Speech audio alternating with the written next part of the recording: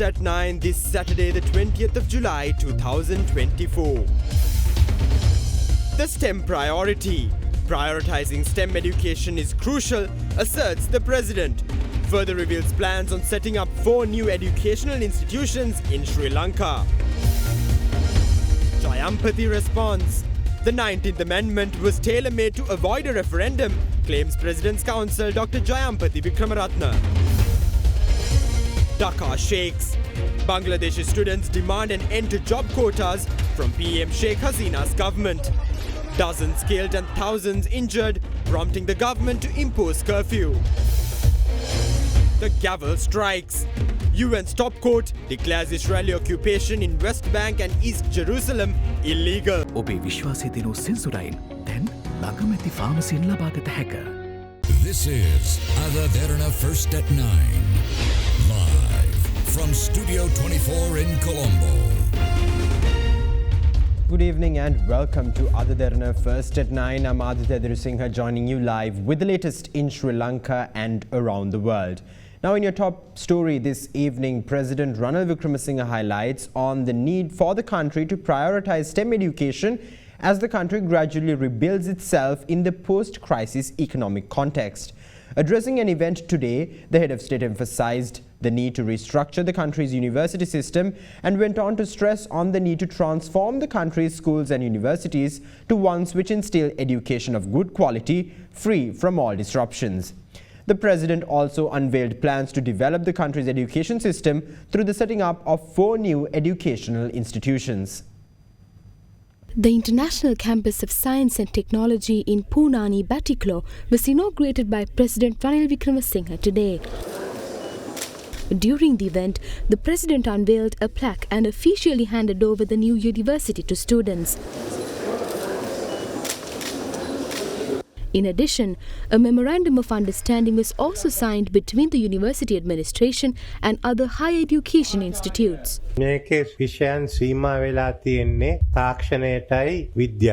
This university specializes in science and technology.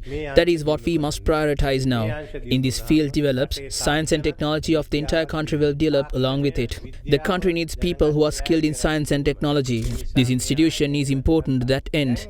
Along with this new university, the Eastern Province now has 3 universities. Since this institution is a non-profit oriented university, any surplus retained within a year will be used exclusively for the development of this institution.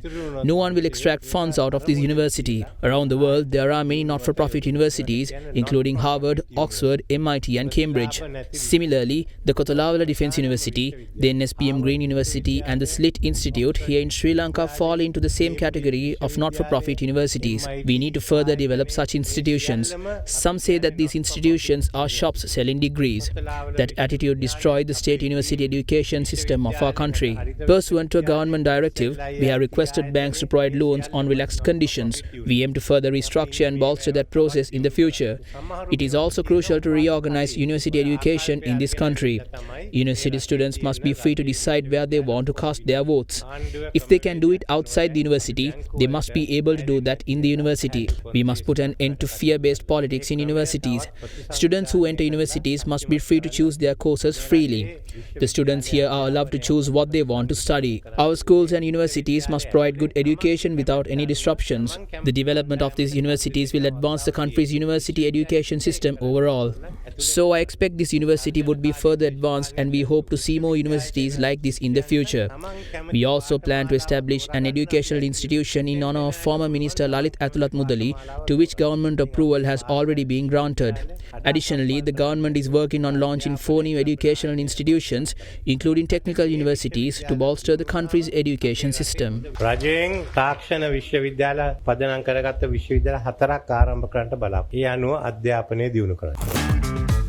Crunchy goodness for hunger on the go. Now, President's Counsel Dr. Jayampathy Vikramaratne claims that the President's term in office was left unamended since the 19th Amendment to the Constitution was tailored to avoid a referendum. Releasing a statement addressing the President's accusations yesterday, Dr. Vikramaratne says he regrets the President's decision to place the entire blame on him for not reducing the upper limits of the President's and the Parliament's term in office.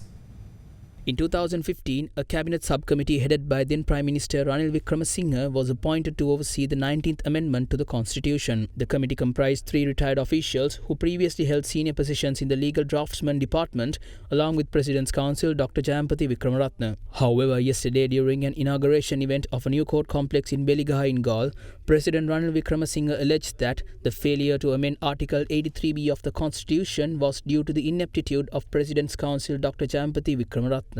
Responding to the President's accusations, President's Counsel Dr. Jayampathi Wickramaratne released a statement to the media today. Through the release, Dr. Wickramaratne asserts that the entire drafting process of the 19th Amendment was carried out on the basis that the bill should not be placed for approval at a referendum, in keeping with former President Sirisena's electoral pledge. Dr. Wickramaratne claims that while the terms of the President and Parliament were proposed to be reduced from 6 to 5 years, the upper limit of 6 years was not touched since it would require a referendum. Furthermore, he states that Article 83 of the Constitution mandates that a bill which seeks to amend or is inconsistent with particular articles listed or the specified upper limits to the President's tenure would be required to be passed by a 2/3 majority in Parliament and approved by the people at a referendum. He highlights that it is essential to note that Article 83 itself is included in the list of provisions requiring a referendum. He further states that the draft finally approved by the Cabinet Subcommittee was then sent to the legal draftsman, who took over as required by law and made some changes. President's Counsel Dr. Jayampathi Wickramaratne also claims that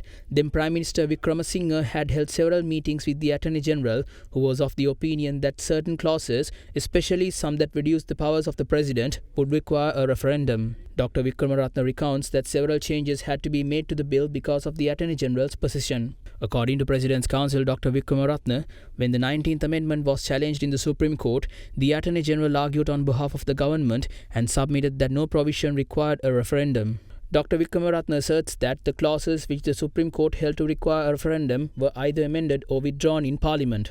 Through the statement, President's Counsel Dr. Wickramaratne claims that he regrets that President Wickremesinghe has thought it fit to place the entire blame on him for not reducing the upper limits of the President's and the Parliament's term in office. He reiterated that the entire amendment process was based on avoiding a referendum following President Sirisena's pledge at the presidential election. Horizon Campus 2024 intake. Register now.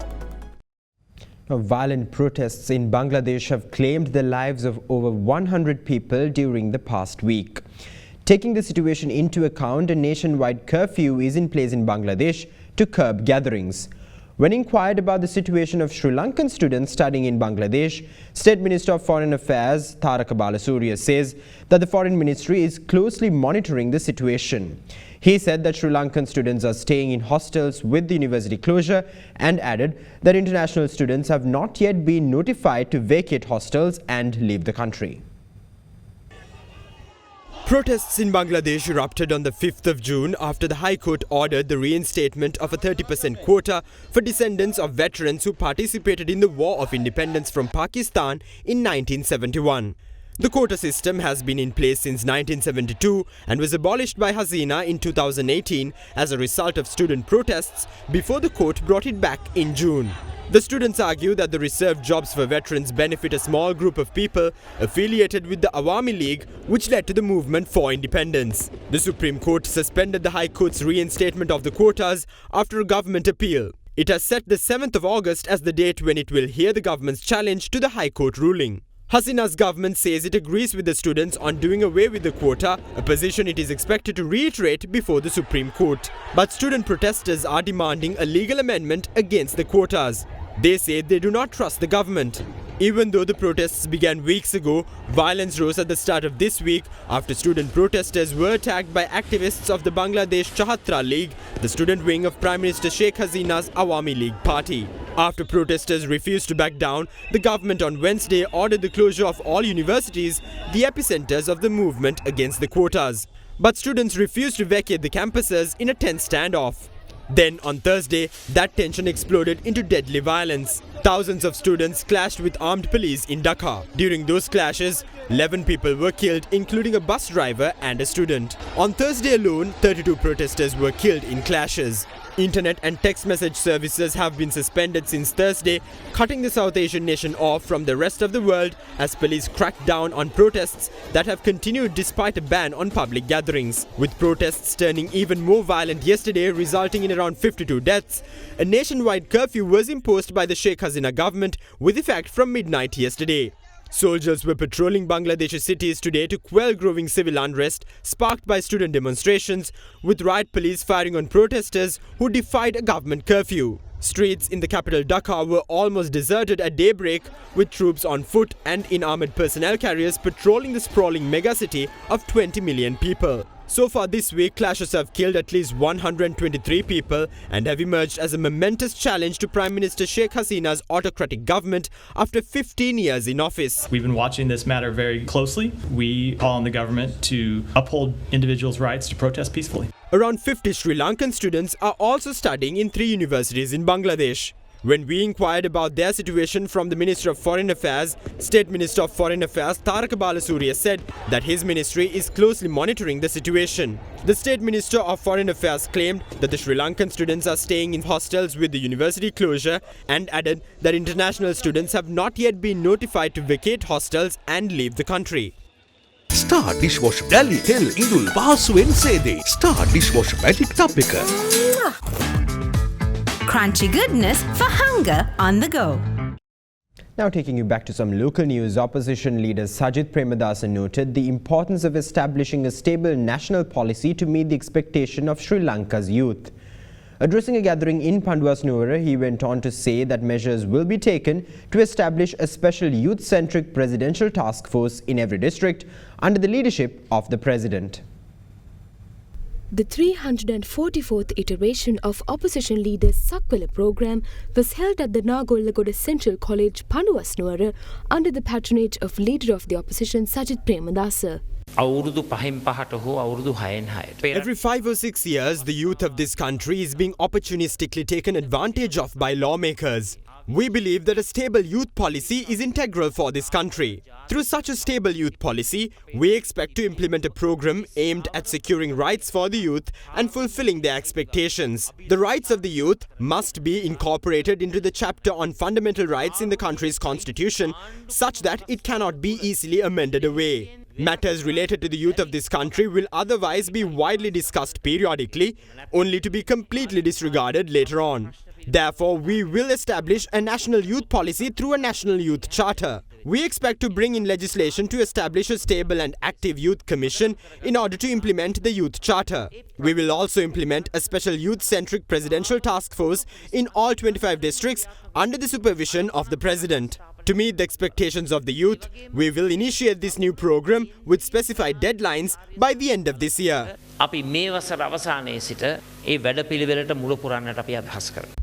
Welcome back. Now let's take a look at some thoughts shared in the political arena today.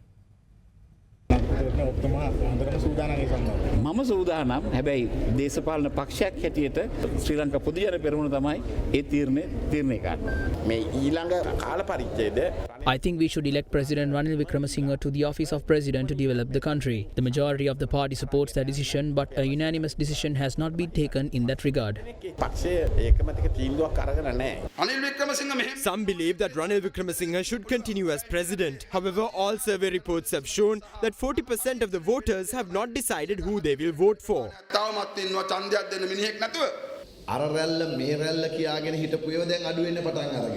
Some political movements have died down. The political movement gaining traction at the moment is the movement that advocates for bipartisan unity in the interest of national development. People have begun to acknowledge that this is the right way forward for the country.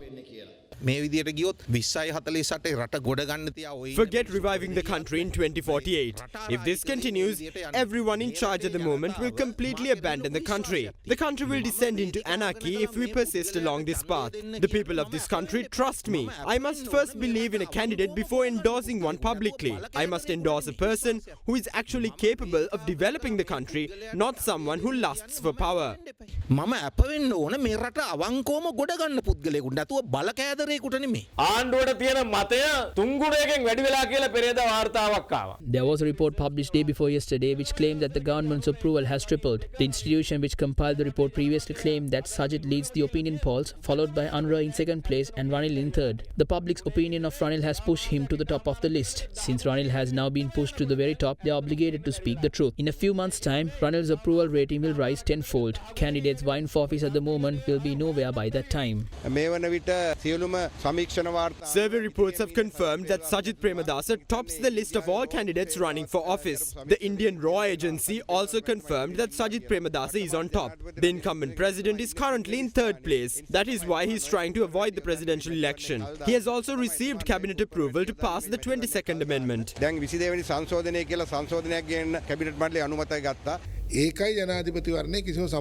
There is no connection between the 22nd Amendment and the upcoming election. Everything is in place to hold the presidential election. Even if the amendment is to be taken to Parliament, the presidential election cannot be avoided.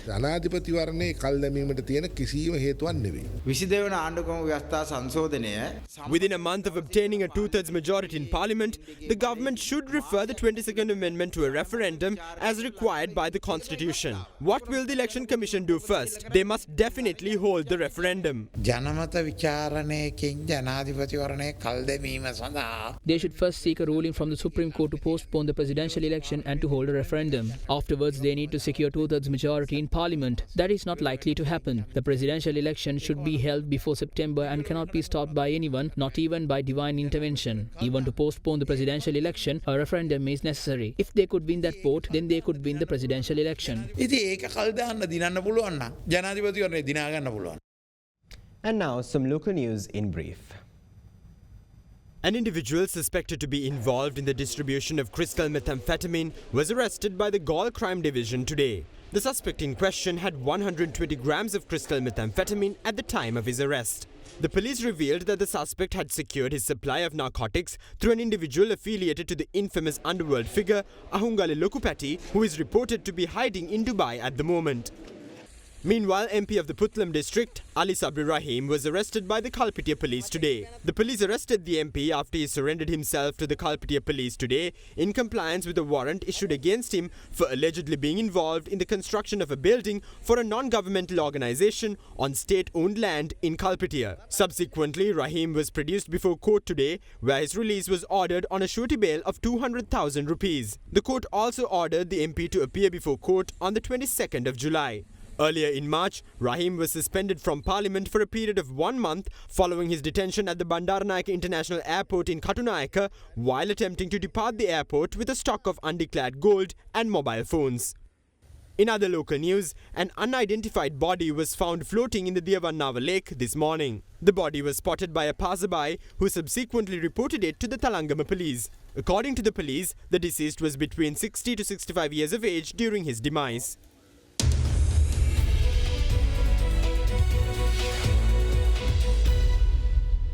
Now, former Australian Prime Minister Scott Morrison commended Sri Lanka's tourism industry, highlighting that it has a great potential to grow.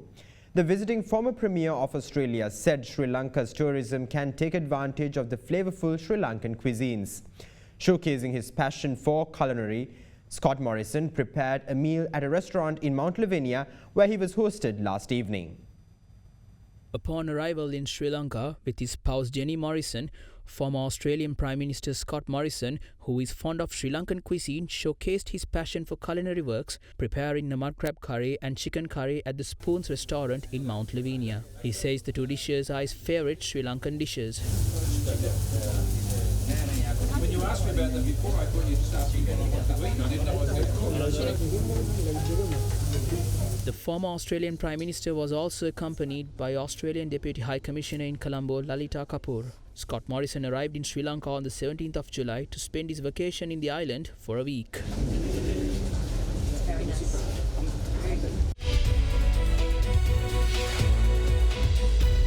Now, in our corporate news segment for the evening, Hettigood Industries Private Limited, a leading name in Sri Lankan Ayurveda, announced its sponsorship as the official pain relief partner for 3 of the Sri Lankan athletes who have qualified for the 2024 Summer Olympics in Paris, France. During a recent event at Siddhalepa Anarva Hotel, Mount Lavinia, Sri Lankan athletes Tarashi Karunaratne, Dilhani Lekamge and Aruna Darshana were presented with gift vouchers for treatments at Siddhalepa Ayurvedic clinics, a range of products and financial support. In a statement, Hettigoda Industries said Siddhalepa's sponsorship as the official pain relief partner goes beyond a momentary gesture but sincerely recognizing the importance of athletes' health. The statement added that Hettigoda Industries is providing Siddhalepa Ayurvedic products and treatment opportunities to ensure that the athletes are in peak physical condition for the impending competition.